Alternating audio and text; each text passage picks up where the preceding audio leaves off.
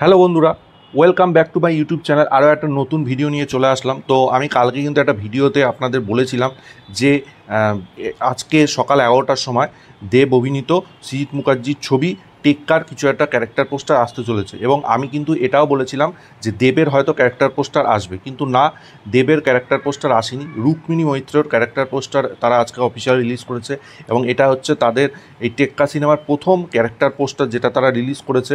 অনেক দিন আগে কিন্তু তারা একটা নর্মাল পোস্টার রিলিজ করেছিল, ঠিক আছে, সেটা ইন্টারেস্টিং ছিল বেশ। সেখানে তারা লিখেছিল দিস পূজা। আজকে কিন্তু অফিসিয়ালি ডেট অ্যানাউন্স করে দিয়েছে, 8 অক্টোবর কিন্তু এই সিনেমাটা রিলিজ হতে চলেছে, মোস্ট প্রবাবলি পঞ্চমী সেদিনকে। তো এই পোস্টারটা কিন্তু বেশ ইমপ্রেসিভ একটা পোস্টার, বেশ ভালো লাগছে রুক্মিণী মৈত্রকে। আমরা কিন্তু অনেক দিন আগেই বলেছিলাম যে রুক্মিণী মৈত্র কিন্তু এই সিনেমায় পুলিশ অফিসারের চরিত্রে অভিনয় করছেন, তো সেটাই কিন্তু এখানে অবশেষে প্রমাণ হলো যে তিনি কিন্তু এই সিনেমায় পুলিশ অফিসারের চরিত্রে অভিনয় করছেন, এবং মোস্ট প্রবাবলি তিনি কিন্তু দেবের বিরুদ্ধে, মানে দেব ভার্সেস রুক্মিণী মৈত্র কিন্তু এখানে আমরা দেখতে চলেছি। এবং এই সিনেমার তার ক্যারেক্টারের নাম হচ্ছে মায়া। তো আমি একটা কথা বলি, এই যে খাদান কিছুদিন আগে রিলিজ হলো, সেটা নিয়ে তো একটা ক্রেজ ছিলই, ভীষণ রকম ক্রেজ ছিল, এবং টিজারটা কিন্তু মারাত্মক হয়েছে, সেটা সবাই বলছে, সবাই আলোচনা করছে টিজারটা নিয়ে, মারাত্মক টিজার হয়েছে।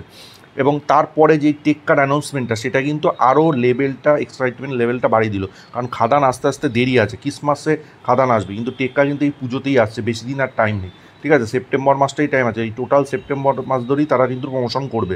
আস্তে আস্তে ক্যারেক্টার পোস্টার আসতে থাকবে, এরপরে হয়তো দেবের বা অন্য কোনো চরিত্রের ক্যারেক্টার পোস্টার আসতে পারে। তো এই পোস্টারটা কিন্তু বেশ ইমপ্রেসিভ হয়েছে, বেশ ভালো লাগছে রুক্মিণী মৈত্রকে। এবং রুক্মিণী মৈত্রর কিন্তু একটা মানে গেট আপটা, যে মেকআপটা হয়েছে, সেই মেকআপটা কিন্তু তাকে খুব ভালো মানাচ্ছে। ঠিক আছে, বেশ ভালো মানাচ্ছে। আরেকটা জিনিস এই ক্যারেক্টার পোস্টারে সম্পর্কে আমি যেটা বলি, এটা কিন্তু পেছনে একটা ব্যাকগ্রাউন্ড মিউজিক চলছে, ব্যাকগ্রাউন্ড মিউজিকটা কিন্তু ব্যাপক লাগছে, ব্যাপক। আপনারা যদি হেডফোনে শোনেন, বেশ ইন্টারেস্টিং লাগছে, থ্রিলার সাসপেন্স সেন্স ওই ব্যাকগ্রাউন্ড মিউজিকটার মধ্যে কিন্তু আছে।